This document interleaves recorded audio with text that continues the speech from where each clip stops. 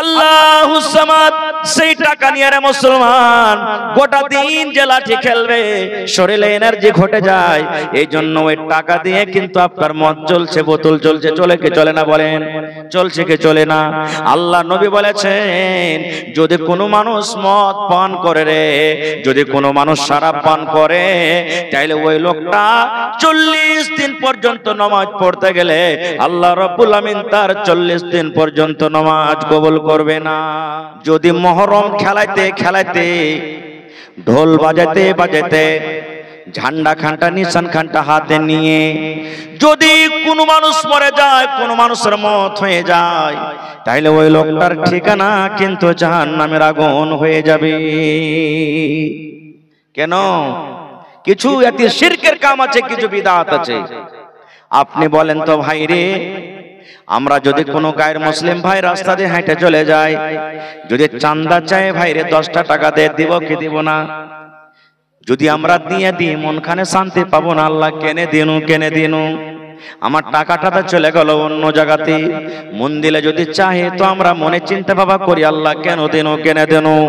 এই ভাই মুসলমান, আপনি মুহররমের টাইমে দেখবেন যারা লাঠি খেলে রে ভাই, কারণ আমাদের গ্রামও আগে আসতো, এখন আল্লাহর রহমতে আর আসে না।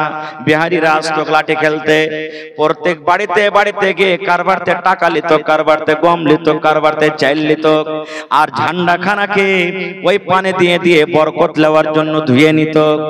কত ভাই করতো দোকানে আপনার চলে যাবে লাঠি খেলবে, ঢাক ঢুক করে বাজাবে, 2 মিনিট 4 মিনিট লাঠি খেলবে, দোকানদারকে বলবে দাও রে ভাই 100 টাকা দাও। টাকাটা নিয়ে কি হবে জানেন? আল্লাহুস সামাদ, সেই টাকা নিয়ে রে মুসলমান গোটা দিন যে লাঠি খেলবে শরীরে এনার্জি ঘটে যায়। এই জন্য ওই টাকা দিয়ে কিন্তু আপনার মদ চলছে, বোতল চলছে, চলে কি চলে না বলেন? চলছে কি চলে না? আল্লাহ নবী বলেছেন যদি কোনো মানুষ মদ পান করে রে, যদি কোনো মানুষ শরাব পান করে, তাহলে ওই লোকটা 40 দিন পর্যন্ত নামাজ পড়তে গেলে আল্লাহ রাব্বুল আমিন তার 40 দিন পর্যন্ত নামাজ কবুল করবে না। কত বড় খারাপ জিনিস, কত বড় খারাপ জিনিস রে ভাই, 40 দিন পর্যন্ত তার কিন্তু নামাজ হবে না। এবার আপনাকে আর একটা কথা বলি, মদ কত বড় খারাপ জিনিস, শরাব কত বড় খারাপ জিনিস, শরাব কত বড় পাওয়ারফুল, আল্লাহুস সামাদ গুনার কাম। একটা আপনাকে উদাহরণ দিয়ে ঘটনা বলি, একটা ঘটনা। এক জামানাতে এক আবেদ ছিল, আবেদ বুঝেন তো, নেককার মানুষ, জঙ্গলে ইবাদত বন্দেগী করত, যে না আমি গ্রামে থাকবো না, জঙ্গলে ইবাদত বন্দেগী করত। এমন আল্লাহওয়ালা হয়েছে যে কোনো রোগ তার কাছে আসতো ফুঙ্গিত ভালো হইত, এত নেককার মানুষ। তো যারা সমাজের এলাকার কিছু মানুষ যখন ছিল ওই এলাকাতে, ওরা বলতো হারে হারকে তো রোজি রুটি বন্ধ করে দিলে, ই ঝাড়ফুঁক করছে, সব ভালো হচ্ছে, তো আমরা কি করব? তখন বলছে না, একে বদনাম করতে হবে, আবেদকে বদনাম করতে হবে। বলছে কেমন করে বদনাম করবি? এবারে খুঁজতে খুঁজতে একটা খুব সুন্দর বেটি ছেলেকে খুঁজে পেয়েছে, খুব সুন্দর বেটি ছেলেকে। এবার বেটি ছেলেটাকে ডাকা পর বলছে আল্লাহর বান্দি, যত টাকা নিবে তোমাকে টাকা দেব, কিন্তু ওই জঙ্গলে যে একটা আবেদ ইবাদত করছে ওকে নিজের জালে ফাঁসাতে হবে। মাইলোক একটা এমন জাল রে ভাই, তার কাছ থেকে বেঁচে যাওয়া খুব মুশকিল, নাকি? খুব মুশকিল, শরীয়তের কথা বলছি, খুবই মুশকিল।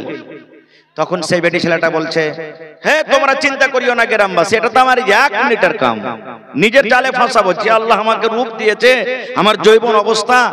বলছে কি করতে হবে? বলছে এখানটা তালোয়ার দাও আর একটা 2-2.5 বছরের একটা ছেলে দাও আমাকে, এখানটা তালোয়ার দাও, 2-2.5 বছরের একটা ছেলে দাও, আর 1 বোতল আমাকে শরাব দাও, 3টা জিনিস দাও, আর দেখো সে আবেদকে আমি নিজের কব্জাতে করতে পারছি কি পারি না। বলছে তাই না? তো হ্যাঁ, লিয়ে লিয়ে এখানটা তালোয়ার, একটা 1 বোতল মদ শরাব আর একটা বাচ্চা।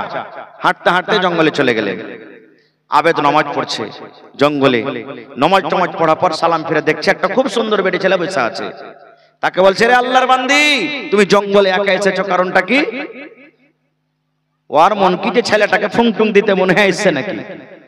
বলছে কি কারণে এসেছো, কি দরকার তোমার? বন্ধুরে আমার ভালো করে শুনবেন।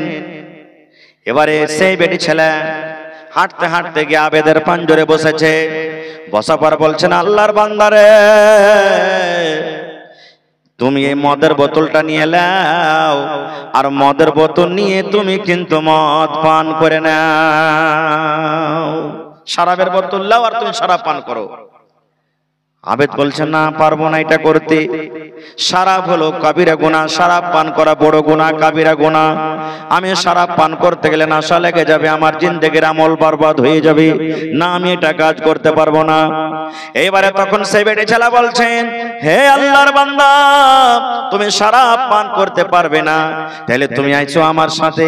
আল্লাহ রাব্বুল আমিন আমাকে এত সুন্দর যৌবন দান করেছেন, আল্লাহ জওয়ানি দান করেছেন, আল্লাহ রাব্বুল আমিন সুন্দর আমাকে রূপ দান করেছেন।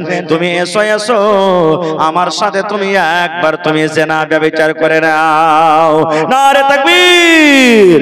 নবী তোমার নাম শুনিয়া পাগল আমার মনটা গো, নবী একবার দেখা দিও গো, কিয়ামতে দিও গো দেখা, দেখব নয়ন ভরে গো, হাসরেতে দিও গো দেখা, দেখব নয়ন ভরে গো, নবী একবার দেখা দিও গো, নবী একবার দেখা দিও গো।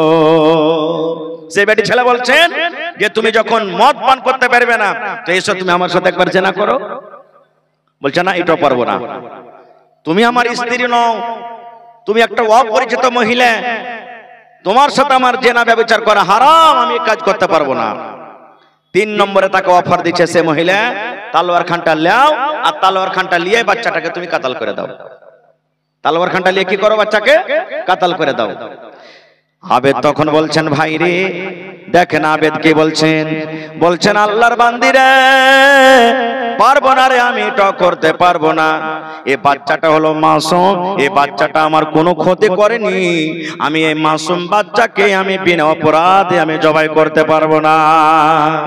এবার সে বেটি ছেলে কিন্তু তালোয়ার খান হাতে নিয়ে আবেদের পরে ধরে নিয়ে আচার বলছেন, আল্লাহর বান্দা 3টা তোমাকে অপশন দিয়েছি, হয় তুমি মদের বোতল নিয়ে মদ পান করো, মদ যদি না পান করো তুমি আমার সাথে একবার মনের আশাটাকে পূরণ করে নাও, একবার জেনা করো। এটা যদি না পারো, এই তালোয়ার নিয়ে তুমি বাচ্চাটাকে তুমি জবাই করে দাও, বাচ্চার গর্দানটাকে উড়িয়ে দাও। 3টার মধ্যে তোমাকে একটাও করতে হবে, যদি 3টার মধ্যে একটাও না করো, তাহলে তালোয়ার দিয়ে তোমার গর্দানকে আমি কিন্তু উড়িয়ে দেব। আবেদ কিন্তু মজবুর হয়ে গেল, আরে ভাই এই জঙ্গলে কেহ নাই, আমি একাই, আর হাতে তালোয়ার, 3টার মধ্যে একটা না করতে গেলে আমার গর্দান উড়ে যাবে। তখন ভাবা চিন্তা করলো যে কোন গুনাহটা সব থেকে ছোট। আপনারা বলেন তো কোন গুনাহ ছোট সব থেকে 3টার মধ্যে? জি সব থেকে আপনারা বলেন যে কোনটা গুনাহ ছোট? মনে হয় জেনা করাটাই ছোট হয়ে যাবে নাকি? না, জেনা করাটা ছোট হবে না, ওর থেকে তো আসান যে তালোয়ার খান লিবে বাচ্চাটার গলাতে মেরে দিবে, একবার 1 মিনিটে কাম তামাম, এটাই ছোট হবে মনে হয়। এই ভাবা চিন্তা করতে লাগলো আবেদ, কোন গুনাহটা ছোট, কোন গুনাহটা ছোট। ভাবা চিন্তা করে তখন বলছে, যাক আমি শরাবটাই পান করে নি, কিছু খাবো, কিছু বোতলে থাকবে, কিছু পেশাবের রাস্তা দিয়ে বাড়িয়ে যাবে, যে পেটে গেছে থাকবে, আল্লাহর কাছে তওবা তিল্লা করবো, কানবো, আল্লাহ মাফ করে দিবে। ছোট গুনাহ মনে করে এবারে তখন শরাব পান করতে লেগেছে। আপনি বলেন যারা খাইনি খাই না, বিড়ি খাই না, তামাক খাই না, গুটকা খাই না, গুল করে না, নাশা লাগবে না? লাগবে না? যারা বলে নাশা লাগবে না? লাগবে না? নাশা লেগে যাবে তারা কি। এইবারে তখন যেমনই মদ পান করেছে, সুবহানাল্লাহ, তার একটু আস্তে কথা বলেন না যে ভাই আপনারা, এইবারে যেমনই মদ পান করেছে নাশা লেগে গেছে, নাশা লেগে গেছে একবারে। ওইটাতে না এলো দোসরা ফোন পে দেন, হইতে পারে আর লিমিট যেটা ছিল শেষ হয়ে গেছে, দোসরা নম্বর দেন আপনি। জি, তো এবারে মদ পান করেছে, যেমনই মদ পান করে নাশা লেগেছে। এবার আপনি জানছেন নাশা যখন মানুষকে লাগে তখন মা চিনবে না, বেটি চিনবে না, বিবি চিনবে না, কাউকে চিনবে না, ওর দিমাগ শেষ। এবার তখন বেটি ছেলেটাকে বলছেন যে শোনো তুমি আইসো আমার কাছে। আরে একবার জেনা করে লিয়ে না কি হবে, মানে নাশা তো অলবল হয়ে গেছে, একবার জেনা করে নিয়ে এরকম তাল কি ছাড়া যাবে? আবার বলছেন না, তালোয়ার খানটা দাও, পহলে বাচ্চাটাকে মারি, না তো কিয়ামতের দিনই গাওয়া দিবে আমার পক্ষে যে আল্লাহ আমার সামনে এরা দুজনে জেনা করেছে। বন্ধুরে আমার, তালোয়ার নিয়ে এবারে বাচ্চাটাকে মেরে দেওয়া হলো। বাচ্চা মেরে দেওয়ার পর 3 নম্বরে তার সাথে জেনা ব্যভিচার করে দেওয়া হলো। তাহলে বলেন 3টা গুনাহ হলো কি হলো না? মুফাসসিরিনে কেরাম বলছেন, মুহাদ্দিসিনে কেরাম বলছেন, ওই লোকটা আবেদ মানুষ যদি মদ না পান করে, যদি দুটা মদ না পান করে যদি তার সাথে জেনা করত, তাও 2টা গুনাহ থেকে বাঁচত। একটা গুনাহ কাতাল থেকে বাঁচত, একটা গুনাহ মদ থেকে বাঁচত। মদ না পান করে যদি বাচ্চাটাকে কাতাল করত, তাও 2টা গুনাহ থেকে বাঁচত। কিন্তু মদ একটা এমন জিনিস, মদ একটা শরাব একটা এমন জিনিস, শরাব পান করার সাথে সাথে সে 3 গুনাহ করে ফেললে। এত খাতারনাক জিনিস হে মুসলমান। আর আমরা 10 তারিখে রোজা না রেখে, 10 তারিখে নবী রোজা করেছেন, 10 তারিখের দিন রোজা না রেখে, 9 তারিখের দিন রোজা না রেখে আমরা নবীর খেলাফে, নবীর বিরুদ্ধে আমরা যাচ্ছি মুহররমে লাঠি খেলতে। পারে সুবহানাল্লাহ। বলেন আমরা কোন মুসলমান হইলাম? এই জন্য খবরদার কেউ মুহররম খেলবেন না, যা হওয়ার হয়ে গেছে। আর একটু আগে চলেন, আমরা কি কুরবানি করতে হবে? কেমন কুরবানি দিতে হবে?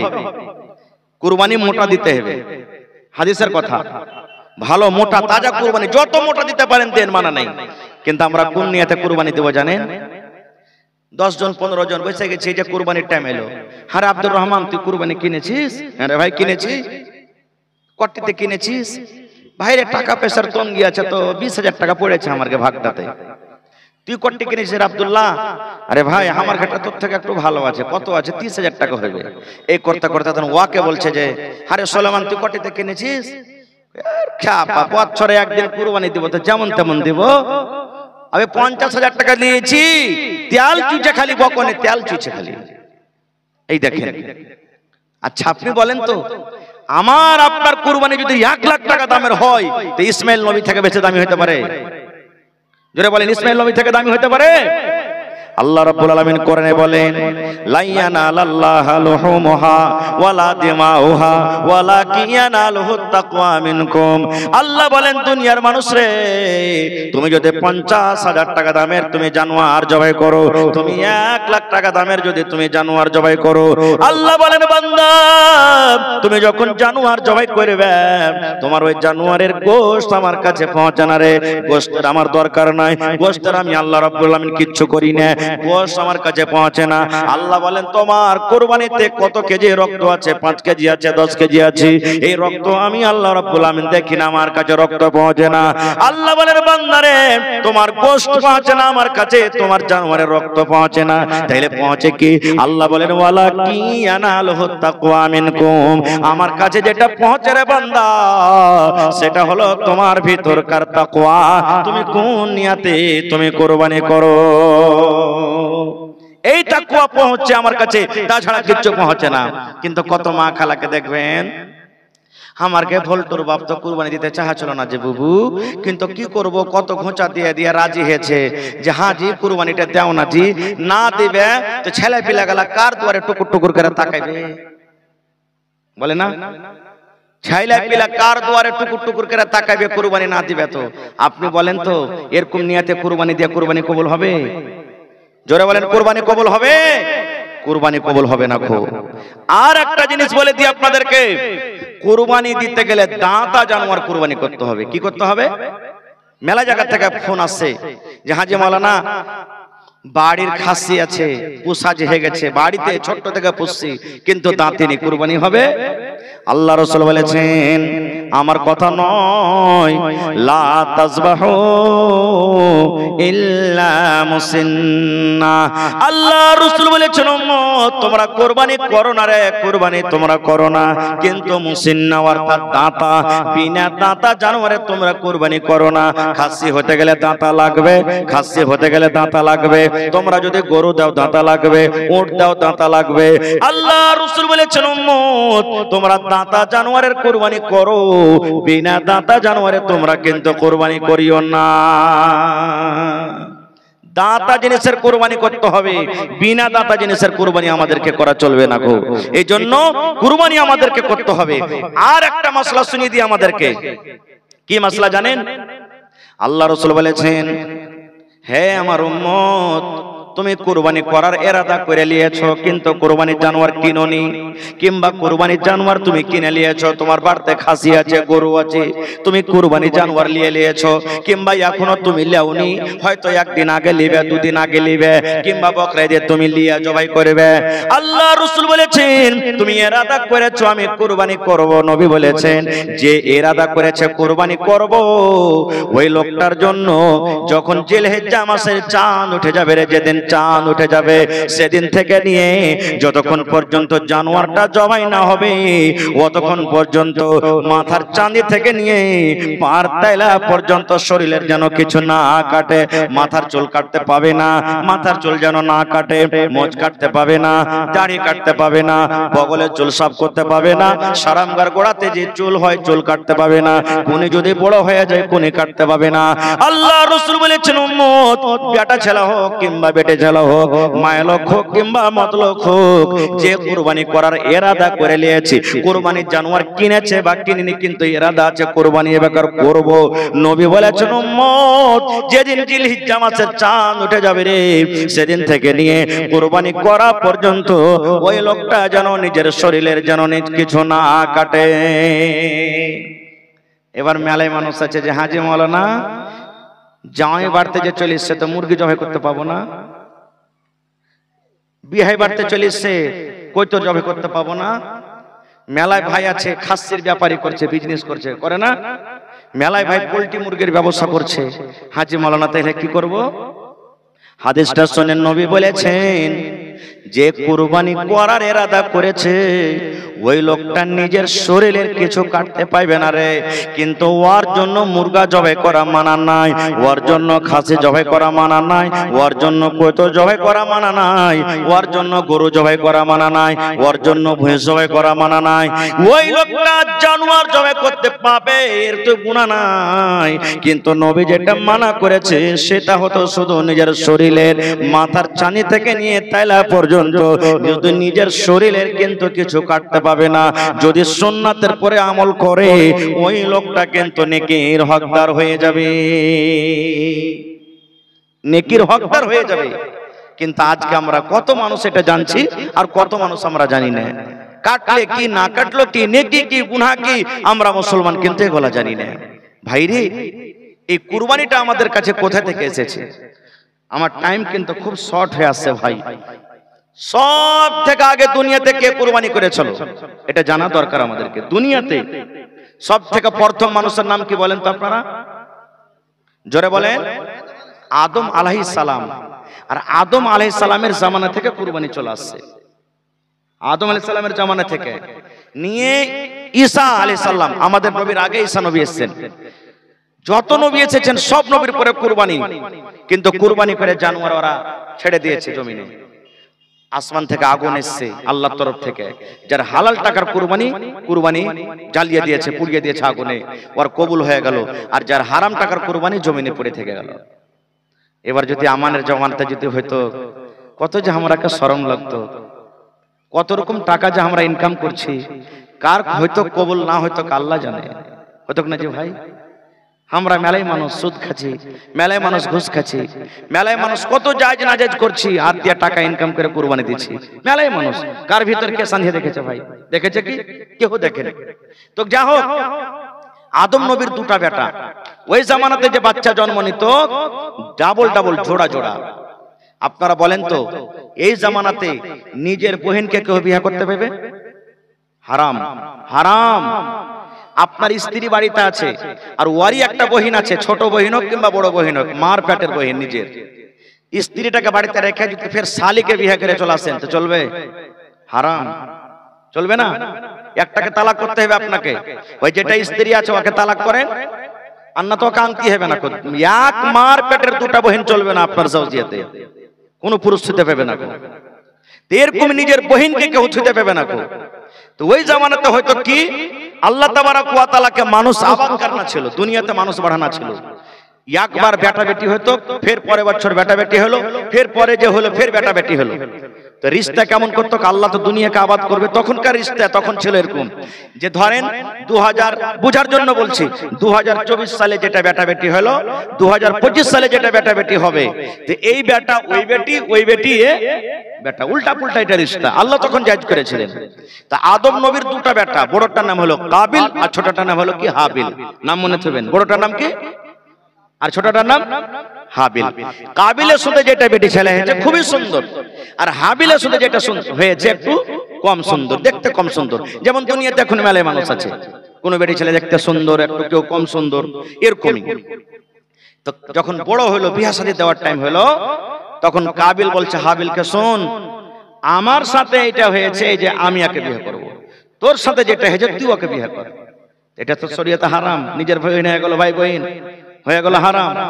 তখন হাবিল বলছে, হারে ভাই কেমন কথা তুই কহছিস, এটা যে হারাম, এটা করা চলবে না, আমার সাথে যেটা হয়েছে তুই ওকে বিয়ে কর, তোর সাথে যেটা হয়েছে ওকে আমি বিয়ে করব। বলছে না আমি মানবো না। তখন এরা দুই ভাই মিলে চলে গেল আব্বার কাছে। আব্বাকে আদম আলাইহিস সালাম বলে চল বাপের কাছে চল, চলে গেলেন আব্বার কাছে।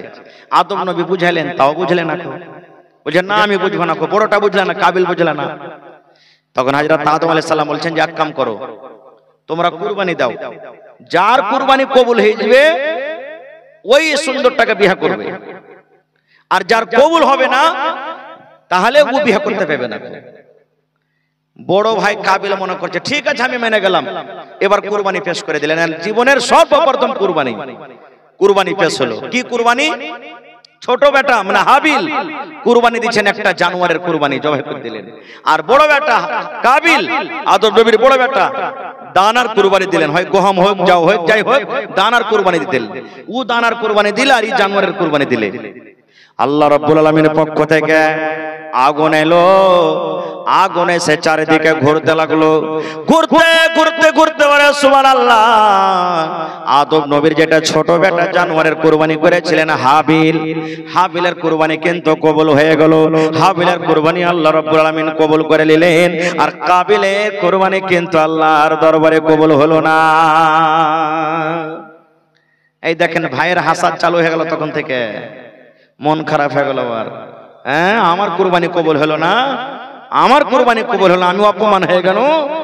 তোকে দেখ দেখে দিচ্ছি আমি তোকে, তুই এখন দেখাইলে তোর সাথে কি করছি। এবার মারতে লাগলেন, ছোট ভাইকে মারতে লাগলেন, তোকে মেরে ফেলে দিব, দুনিয়াতে তোকে রাখবো না, তোর জন্য আমি অপমান, তোর কুরবানি কবুল হয়ে গেল, আমার কুরবানি কবুল হয়ে গেল না। মারতে লাগলো মারতে লাগলো, কিন্তু ছোট ভাই হাবিল কিন্তু বড় ভাইকে মারে না। এইবারে ছোট ভাই বলছেন, ভাই রে তুমি যদি আমাকে মারতে মারতে মারতে মারতে দুনিয়া থেকে শেষ করে দাও, আমি দুনিয়া থেকে চলে যাব, মরে যাব, কিন্তু তোমার গায়ে এক থাবা পর্যন্ত আমি লাগাবো না। এখন বড় ভাই ছোট ভাইয়ের মান সম্মান শেষ হয়ে গেছে, ভাই সব শেষ হয়ে গেছে। এবারে কিন্তু হাবিল মরে গেল দুনিয়া থেকে। আল্লাহ রাব্বুল আলামিন যেদিন থেকে দুনিয়াতে জন্ম নিয়েছেন, মানুষ এসেছেন, সেদিন থেকে নিয়ে দুনিয়াতে প্রথম মানুষ মারা গেছেন, সেটা হলো কি আদম নবীর ছোট বেটা হাবিল। এর আগে আর মানুষ মরেনি, প্রথম মানুষ। আপনাদেরকে কেউ জিজ্ঞাসা করে আচ্ছা বলেন তো দুনিয়াতে সব থেকে আগে কোন লোকটা মারা গেছে, কি বলবেন? হাবিল। এটা আদম নবীর ছোট বেটা, তাও ফের ওকে মার্ডার করে দেওয়া হয়েছে, ভালো মত মরেনি, মার্ডার করে দেওয়া হয়েছে। আল্লাহ রাসূল বলেছেন, হে আমার উম্মত, কাবিল ছোট ভাইকে যা মেরে দিয়েছে, কিয়ামত পর্যন্ত যত লোক মার্ডার হবে রে, গুলি করে মেরে দেখ, বম দিয়ে মেরে দেখ, চাকু দিয়ে মেরে দেখ, বান দিয়ে মেরে দেখ, যে কোনো ভাবে মানুষকে যদি মানুষ মার্ডার করে দেয়, আল্লাহ রাব্বুল আলামিন প্রথম গুনাহ আদম নবীর বড় বেটা কাবিলের ঘাড়ে আল্লাহ চাপিয়ে দিবেন। কারণ শুরুয়াত করেছে ওই, আর আল্লাহ রাব্বুল আলামিন তারপরে যে লোকটা মার্ডার করবে তার ঘাড়ে কিন্তু আল্লাহ গুনাহ চাপিয়ে দিবে। এই মতো ভালো কামে চলে এসেন। আজকে আপনার মসজিদের জালসা, আজকে মসজিদে যদি আপনি 1000 দিয়ে দিলেন, 5000 দিয়ে দিলেন, 1 কাঠা জমি দান করে দিলেন, আর আপনার দেখা দেখে যত লোক দান করলে আল্লাহ রাব্বুল আলামিন প্রথম নেকি আপনাকে দিলেন, কারণ আপনি যে শুরু করে দিলেন। আর আপনার দেখা দেখে যত নেকি যত লোক দান করবে, আল্লাহ সকলের নেকি আপনার খাতাতে আল্লাহ তুলে দিবে, কিন্তু কোন মানুষের নেকি আল্লাহ কি কেটে দিবে না। মানুষ তো মরে গেল, এবার কি করতে হবে লাশটা শুধু জানে না ও, কারণ ও তো জানে না যে মানুষ মরে যেতে কি করতে হয়, ঘাড়ে লিয়ে খালি এদিক ওদিক দৌড়িয়ে বেড়াই আর আল্লাহ কি করনু, আল্লাহ কি করনু, আল্লাহ কি করনু। আপনারা বলেন তো দুনিয়াতে সব থেকে তাকাতওয়ার শক্তিশালী কে? যে বেশি গুলি চালাতে পারছে নাকি, যে বেশি বোম চালাতে পারছে নাকি, কে যে ভাই যে নিজের স্ত্রীকে খুব বেশি বেশি করে মারতে পারছে, হ্যাঁ লের বেটি হালে তোকে বাড়তে থাকো না, হটতো এখান থেকে নাকি না। দুনিয়াতে সব থেকে তাকাতওয়ার কে জানেন? আমার ওলামারা বসে আছেন, জিজ্ঞাসা করেন। এমন রাগ উঠেছে বিবির উপরে, হাঁসা ফেলে তো ইহে দিবেন একবারে। এমন রাগ উঠেছে লাঠি পেলে মাথাকে ভেঙে দিবেন, তার চুলের ঝুঁটি ধরে একবার ঠেলতে ঠেলতে নিয়ে চলে যাবেন। এমন রাগ উঠেছে মানুষকে পেলে মেরে দিবেন। ওই সময় রাসূল বলেছেন যে নিজের রাগকে গুসাকে কন্ট্রোল করবে, রাসূল বলেছেন সব থেকে শক্তিশালী হলো লোকটা, ওর থেকে শক্তিশালী আর কেউ নেই। কিন্তু আজকে আমরা কি করি? বিবির পরে এমন জুলুম করি, বিবি যদি কোনো ভুল করে দেয় লাঠি লিয়া মারতে মারতে চুলদের ঝুঁটিকে ধরে টানতে টানতে টানতে ধাক্কা দিতে দিতে বাড়ি থেকে বাইরে করে দিই, আর বলি দুয়ারে থেকে আয় তোর পাকে ভাঙবো, তুই যদি বাড়তে সানিয়ে যাস। কত জুলুম অত্যাচার করছি না, এটা ভুল, এগুলা করতে হবে না গো ভাই মুসলমান। এবারে ও কিন্তু লাশটাকে নিয়ে ঘুরে বেড়ে আল্লাহ কি করব, আল্লাহ কি করব। আল্লাহ রাব্বুল আলামিন তাকে শিখার জন্য দুটো পাখি পাঠালেন। কোরআনের কথা বলছি, দুটো পাখি এলো। ও কিন্তু লাশটাকে নিয়ে ভাইয়ের লাশ নিয়ে সামনে বসে আছে, কি করবে কিছু বুঝতে পারে না। এবার পাখি দুটা এলো, পাখি দুটা আসা পর এবার কাবিল বলছেন আমার সামনে পাখি দুটা লড়াই করতে লাগলো। এক পাখি আর এক পাখিকে মারে, লোচালোচি করে, টেনা মারি মারি করে। পাখি লড়তে লড়তে লড়তে সুবহানাল্লাহ একটা পাখি কিন্তু আর একটা পাখিকে মেরে দিল। এবার যখন একটা পাখি মরে গেল, যে পাখিটা মেরে দিয়েছে, যে পাখি বেঁচে আছে, ওই পাখিটা নিজের পর দিয়ে নিজের পা দিয়ে জমিনকে হাঁচড়ে হাঁচড়ে, মাটিকে হাঁচড়ে হাঁচড়ে হাঁচড়ে যে পাখিটা মারা গেছে একে কিন্তু দফন করে সে চলে গেল। তখন কাবিল বলছেন আল্লাহ একটা পাখির এত বুদ্ধি এত জ্ঞান যে ওকে মার্ডার করে কেমন করে দফন করতে হয়, দফন করে উড়ে চলে গেল। আর আমি একটা মানুষ, আমার ভাইকে মেরে দিয়ে আমি কি করব বুঝতে পারি না, বসে আছি বন্ধুরে। তখন কাবিল নিজের ভাইকে নিজের হিসাবে দফন করে দিলেন। আল্লাহ রাসূল বলেছেন তাহলে সর্বপ্রথম আল্লাহ রাব্বুল আমিনের দরবারে কুরবানি করেছিলেন কে? আদম নবীর দু বেটা, একটার নাম হলো কাবিল, একটার নাম হলো হাবিল। এই করতে করতে করতে করতে করতে করতে সিলসিলা চলে আসছেন।